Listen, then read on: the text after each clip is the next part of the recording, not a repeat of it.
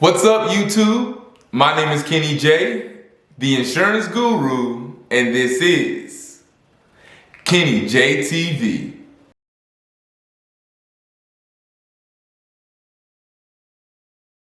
Welcome to another episode of Kenny J TV. If this is your first time, feel free to browse around and don't forget to like, comment, share, and subscribe, and hit that bell for my latest notification. And if you are a returning subscriber, thank you so much for coming back to Kenny J TV.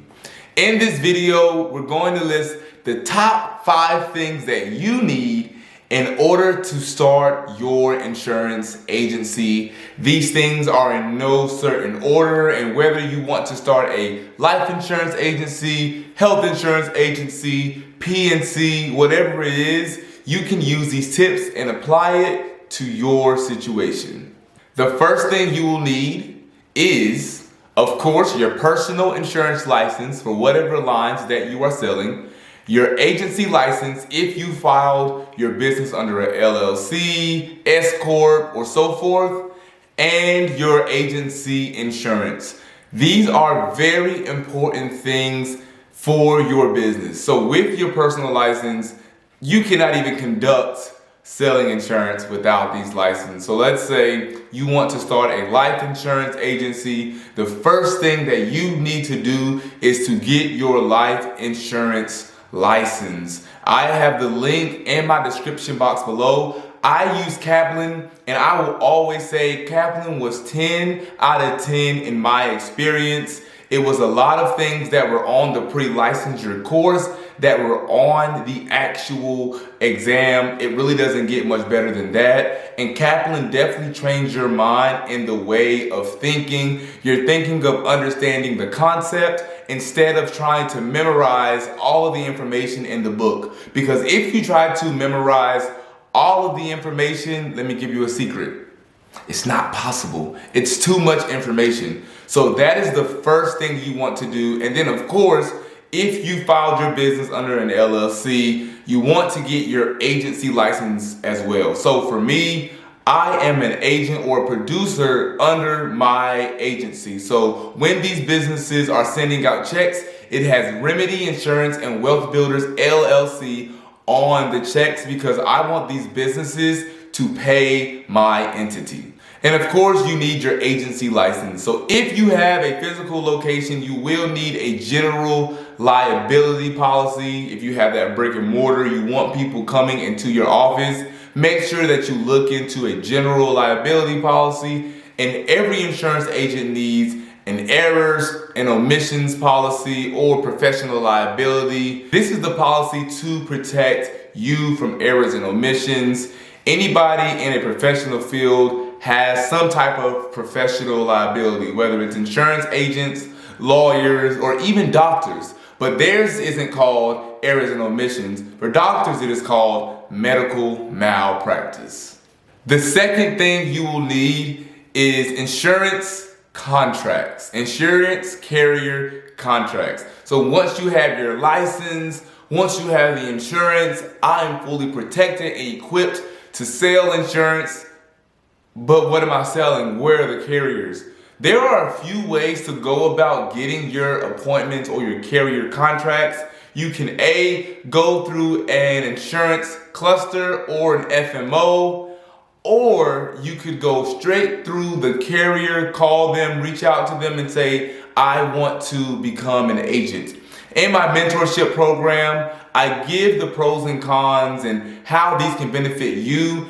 And I give you the resources that I have used. So that my FMO that I've used, or I do use, I've used since my first year in business. And my agency cluster, I have used since my first year in business as well. They have treated me really well. And I have made a lot of money through these organizations, and they are so helpful. I feel that I have a full team backing me with information, with knowledge, and that is how I am able to close so many deals. This is not a one-man show. Of course, when you're looking at the business, you see me, I'm the one selling, I'm the face of the business, but I'm always reaching out to my FMO and my agency cluster to get resources and information for my client. You will also need a good CRM system, and that stands for Customer Relation Management System. I made the huge mistake month one in my business of not having a CRM and just documenting all of my clients in a book. I don't know what possessed me to even do something like that. And when I was talking with a few people on live on Instagram, they were telling me, yeah, I don't have a CRM. And it blew my mind because a CRM is one of the first things that you should get. Whether you've closed your first deal or not, every person that you come across and talk to about insurance should be logged in your CRM along with the conversation that you've had. This will constantly keep your pipeline full. There are people that I met my first year in business that I just now closed going into year 4 of my business, but because I kept their information and I consistently followed up. That is a big name of the game, is consistently following up. They may say no now, but check in 6 months or a year and give them that expectation up front. I know you're not interested right now, Ms. Smith, but I will follow up with you in 6 months just to see where you are and see if your needs for insurance have changed. And with the CRM, it allows you to never skip a beat. When a client says, follow up with me in 3 months and I want to add on some more insurance, I immediately add that task in my CRM. So I am never going to forget.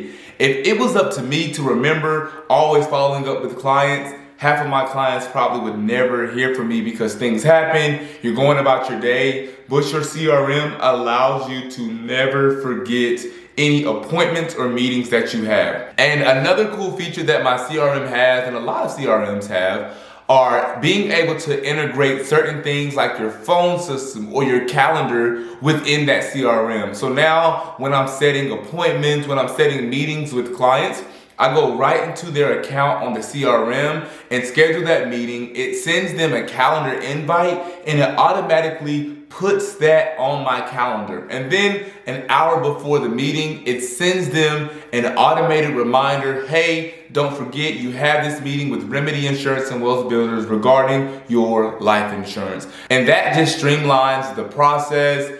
It's just very professional and it sends them a friendly reminder because people often do forget that they set these appointments and I don't have to physically call each person. You also want to have a great phone system. My biggest piece of advice for this is do not use your cell phone for your business line. Please, please, please. It took me a very long time to transfer everybody from my cell to my business phone. Even though I had a business phone, certain clients were calling me on my cell phone. And you're thinking, well, Kenny, I'm working all the time. I want them to be able to reach me no matter what. But here's where the mistake comes in. You've had a very successful year. You go to Jamaica for a week and clients are constantly calling you. They're calling your cell phone, hey, I need this, hey, I need that. And you're not able to detach from the business. You feel like you constantly have to work and you can't have a real break. There are a lot of good phone systems out here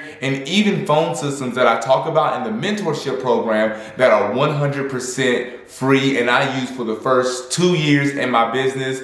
I would give them 10 out of 10 in value and everything that I needed for a phone system. I just outgrew that phone system and I had to use a phone system that was more advanced, that had a faxing component, that had multiple lines because I hired an assistant. So I needed someone to answer the phone and be able to transfer those calls directly to my line. But if you are a one-man show, the free phone systems will work great for you. They worked amazing for me. You were able to text clients, call clients. You were able to see who was calling, whether it was on your phone or on your laptop as well. I would highly recommend, and I do recommend these phone systems to people starting out because my biggest thing is keeping your overhead low so you can have a lot of revenue, a lot of income coming into your business. And the last thing that you need is a good and reliable laptop. That is very, very important.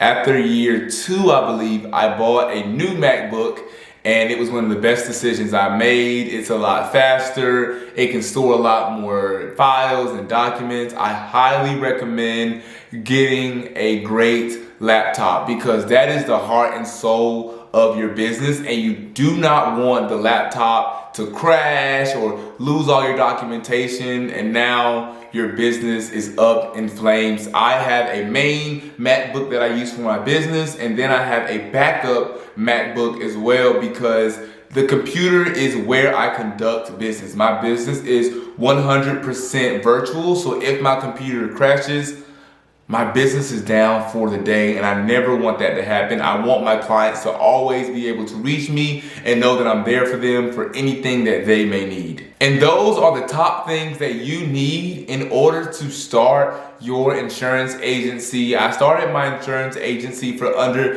$2,000. Most systems that I use to this day, I use for free. I am a big advocate in not spending $1 trillion on systems when there are a lot of good programs out here that you can use for free. And when you feel that you have outgrown these systems, you now can upgrade and get a paid version of that system. If you are a new agency owner in insurance, what are some things that you needed in order to start your insurance agency that I did not list in the video? Don't forget to like, comment, share, and subscribe, and hit that bell for my latest notification. Again, my name is Kenny J, the insurance guru, and this is Kenny J TV.